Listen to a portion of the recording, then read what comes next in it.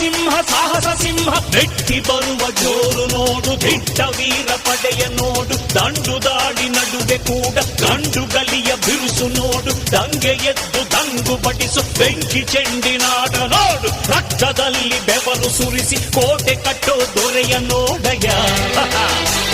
ಇವನಿದ್ದ ಕಡೆಯಲ್ಲೆಲ್ಲ ಘೋರ ಸಿಂಹ ಗರ್ಜನೆ, ಅದು ಯಾರು ಬಂದರು ಕೊನೆಯಾಗದು ಸಿಂಹ ಗರ್ಜನೆ.